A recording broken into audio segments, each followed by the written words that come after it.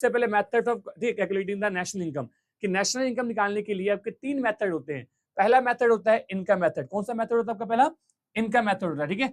ये आपका पहला मेथड है इनकम मेथड। सेकंड मेथड होता है expenditure method and third method होता है वैल्यू एडेड मेथड। ये आपके 3 मेथड है नेशनल इनकम निकालने के। पहला आपका इनकम मेथड है, सेकंड आपका एक्सपेंडिचर है और थर्ड आपका वैल्यू एडेड है। एक्सपेंडिचर में सॉरी सबसे पहले मेथड इनकम है। आज हम क्या पढ़ेंगे? इनकम मेथड पढ़ेंगे। तो इनकम मेथड का मतलब ये होता है कि जितना भी कंट्री के अंदर प्रोडक्शन प्रोसेस में जो भी इन्वॉल्व है, जो भी इनकम अर्न कर रहा है, उन सभी से हम क्या निकालेंगे बेटा? नेशनल इनकम फाइंड करेंगे। तो एक चीज मैं आपको पहले बता दूं, मैंने आपको बताया था हमारे पास कितने टोटल एग्रीगेट से 8 एग्रीगेट से, ठीक है। अब 8 आपको मैंने लास्ट क्लास समझाया था, लास्ट वीडियो में समझाया था कि अगर 8 में से किसी एक की वैल्यू अगर आपको गिवन है, किसी एक की वैल्यू गिवन है, तो आप 7 को फाइंड कर सकते हैं। ये मैंने आपको लास्ट क्लास समझाया था। बट अब क्या होगा कि आपको क्वेश्चन के अंदर किसी भी एग्रीगेट की वैल्यू गिवन नहीं होगी। आपको कंपोनेंट्स को यूज करके क्या करना है? जो भी आपको कंपोनेंट्स गिवन है उसको यूज करके आपको एग्रीगेट की वैल्यू निकालनी होगी और उस एक एग्रीगेट से आपको जो भी क्वेश्चन बोला है निकालने के लिए, फाइंड करने के लिए, आप उसके हेल्प से फाइंड करोगे, ठीक है। तो यहाँ पे हम क्या पहला पढ़ रहे हैं? Income method. क्या पढ़ रहे हैं? पहला इनकम मेथड पढ़ रहे हैं। इनकम मेथड को बोलते हैं हम बेटा, ध्यान देना, कौन सा इसमें आ गया एग्रीगेट? एनडीपीएफसी। क्या बोलते हैं इसको? NDPFC, net domestic product at factor cost. और इसी को बोलते हैं, मैंने बताया था ना, डोमेस्टिक इनकम। क्या बोलते हैं इसको? Domestic income. तो इनकम मेथड से क्या निकलता है?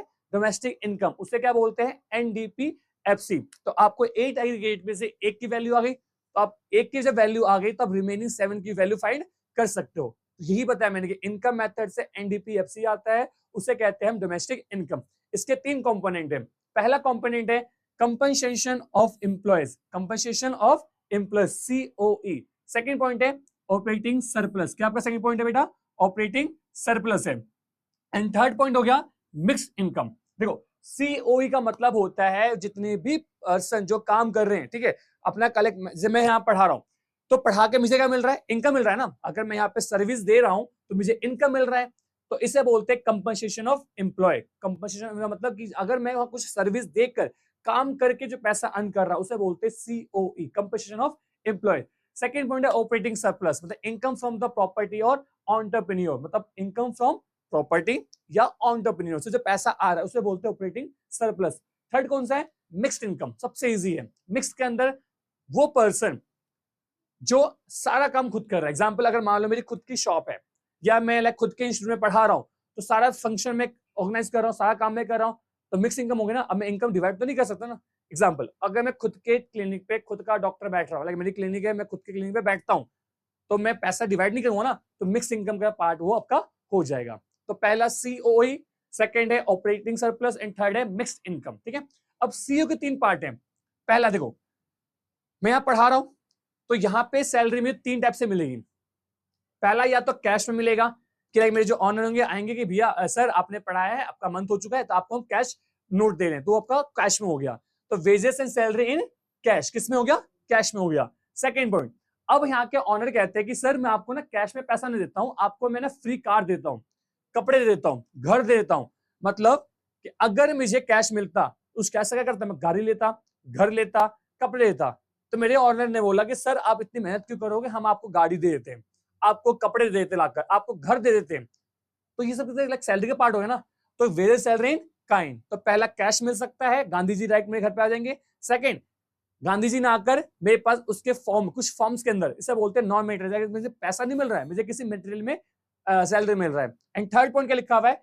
Employers contribution to social security scheme. Like PF बोलते हैं ना, कि अब मान लो मैं यहाँ काम कर रहा हूँ, अब मेरे ऑनर कहते हैं कि सर आप जो यहाँ पे काम कर रहे हो, हम आपका ना पीएफ करवा रहे हैं, आपका लाइक इंश्योरेंस करवा दे रहे हैं, तो उसका सारा पैसा हमारी कंपनी आपको देगी।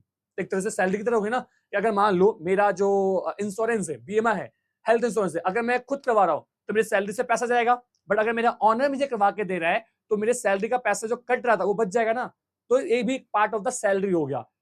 एम्प्लॉयर्स, यहाँ क्या लिखा हुआ है? एम्प्लॉयर्स, एम्प्लॉयज का कभी भी सीओए के अंदर नहीं आएगा। अगर मैं खुद से करवा रहा हूं तो वो इसका पार्ट नहीं है। तो एम्प्लॉयर जो काम पे हायर करता है, एम्प्लॉयज जो काम करता है। तो कंपनसेशन ऑफ एम्प्लॉयज, जो एम्प्लॉयज का पैसा मिल रहा है, किसने दिया? एम्प्लॉयर ने दिया। तो एग्जाम में क्या होता है, बच्चों की गलती होती है, एम्प्लॉयज को सही करा जाते हैं बेटा, यहाँ पे क्या होना चाहिए, एम्प्लॉयर। तो कैश, काइंड, एम्प्लॉय, 3 पॉइंट हो गए। अब उसके बाद है ऑपरेटिंग सरप्लस, इसमें कितने पॉइंट्स आपके, 4 पॉइंट्स हैं, rent, royalty, interest and profit. Rent का मतलब कि अगर मेरा मकान है, अपने मकान को मैंने किसी को दे रखा है काम करने वाले, मैं अपने मकान में ट्यूशन खोल रखा है, तो उससे जो रेंट आ रहा है ना, वो भी ऑपरेटिंग सरप्लस। सेकंड, रॉयल्टी का मतलब ये होता है कि अगर मान लो मेरे लैंड के घर के नीचे कुछ सॉइल्स मिले, मतलब लाइक कुछ मिनरल्स मिले, ठीक है, जैसे ना कोयला हो गया आपका, या मिनरल्स, कुछ भी आपका लाइक ऐसे मिलता है, तो उसको हम क्या करते हैं, लीज पे देते हैं कि हमारा लैंड है, आपको लीज पे दे रहे, आप काम करो, जो भी पैसा उसका आएगा कुछ परसेंट मुझे आपको देना पड़ेगा, वो आपका रॉयल्टी हो गया। थर्ड क्या है, इंटरेस्ट, ये तो पता ही आपको इंटरेस्ट क्या होता है, तो रेंट, रॉयल्टी, इंटरेस्ट, 3 पॉइंट हो गए। फोर्थ क्या है, प्रॉफिट। प्रॉफिट का मतलब होता है कि जो भी लाइक कंपनी में काम कर रहा है, तो उसका जो एक सब खर्च करना है, जो प्रॉफिट बचा वो प्रॉफिट हो गया। प्रॉफिट के 3 पार्ट हैं, डिविडेंड, कॉर्पोरेट टैक्स और रिटेन अर्निंग। डिविडेंड का मतलब होता है कि कंपनी में जितने भी शेयर होल्डर्स हैं, जो पार्टनर्स है, उनको पैसा दिया, पहला प्रॉफिट का। सेकंड पॉइंट, जो भी प्रॉफिट अर्न करते हैं उसका कुछ टैक्स देना पड़ता है, 2 पॉइंट हो गए। एंड थर्ड, रिटेन अर्निंग, इसे बोलते हैं बेटा अनडिस्ट्रीब्यूटेड प्रॉफिट, मतलब अगर ये प्रॉफिट का पार्ट है, एक पार्ट एक्स हो गया, दूसरा पार्ट वाई हो गया, और जो तीसरा है ना, ये बचेगा बेटा कंपनी के ऑनर के पास, से बोलते हैं रिटेन अर्निंग, या से बोलते हैं अनडिस्ट्रीब्यूटेड प्रॉफिट, वो प्रॉफिट जिसको बांटा नहीं गया अभी, मतलब सेल्फ हमारे पास रखा हुआ है। तो ऑपरेटिंग सब 3 पॉइंट है, rent, royalty, interest, profit. Profit के 3 पॉइंट है, डिविडेंड, कॉर्पोरेट टैक्स और retain earning. And third point आपका हो गया बेटा मिक्स्ड इनकम। तो इनकम मेथड से क्या निकलता है, एनडीपीएफसी, उसे बोलते हैं domestic income. Income method 3 point है, सीओई, ओपन सरप्लस और एमआई, मिक्स्ड इनकम। सीओई के 3 पार्ट है, cash, kind, employer, contributor social security scheme. OS के 4 पॉइंट है, rent, royalty, interest, profit. Profit के 3 पॉइंट है, कॉर्पोरेट टैक्स, डिविडेंड और retain earning. ठीक है, उसके बाद लास्ट पॉइंट आपका मिक्स्ड इनकम। इससे क्या निकलता है बेटा पूरे मेथड से, एनडीपीएफसी। क्या निकलता है आपका, एनडीपीएफसी निकलता है। ठीक है, अब यहां पे जो है समझना थोड़ा पॉइंट कि एनडीपीएफसी, सीओई प्लस में ओएस प्लस में एमआई, क्या बन गया हमारा एनडीपीएफसी। और इसको क्या बोलते हैं, इस मेथड को इनकम मेथड कहते हैं। ठीक है, तो इनकम मेथड से आपको एक एग्रीगेट की वैल्यू आ गई ना, किसकी वैल्यू आ गई, एनडीपीएफसी, और इसके हेल्प से आप कुछ भी फाइंड कर सकते हो। ठीक है, ये मैंने आपको पहले वीडियो में बताया था। अब ये देखो, NDPFC is equal to first, second, third. First, second, third का मतलब क्या पे, कंपल्शन एम्प्लॉय, ऑपरेटिंग सरप्लस और एमआई। उसके बाद एक और ऑप्शन है, A plus B plus C plus में सेकंड प्लस में थर्ड, कि अगर क्वेश्चन के अंदर सीओई गिवन नहीं है, तो हम क्या चेक करेंगे बेटा, कैश, काइंड और एम्प्लॉयर। देखो मतलब कि अगर क्वेश्चन के अंदर सीओई गिवन नहीं है, तो हम क्या लेंगे, ए बी सी, क्या बन जाएगा, सीओई। और सपोज क्वेश्चन के अंदर सीओ ये भी गिवन है, प्लस में ए बी और सी भी गिवन है, तो हमेशा आपको सीओई लेना पड़ेगा, आपको ए बी सी को इग्नोर करना है। वैसे इसमें देखना कि अगर क्वेश्चन के अंदर और ऑपरेटिंग सरप्लस गिवन है, रेंट, रॉयल्टी, इंटरेस्ट, प्रॉफिट भी गिवन है, तो आपको इनको इग्नोर करना है, आपको बस ऑपरेटिंग सरप्लस को लेना है। ठीक है, अगर प्रॉफिट भी गिवन है और प्लस में ये भी गिवन है, तो आपको प्रॉफिट को चूज करना है, इनको चूज नहीं करना है, ये ध्यान रखना, क्योंकि ये कंफ्यूजन करने के लिए पेपर में आपको क्वेश्चंस में गिवन होते हैं। ठीक है, अगला पॉइंट क्या आपका, एनडीपीएफसी फर्स्ट, देखो bracket first, second, third, fourth, plus में थर्ड, आगे ना, कि अगर ऑपरेटिंग सरप्लस गिवन नहीं है तो फर्स्ट, सेकंड, थर्ड, फोर्थ करेंगे हम।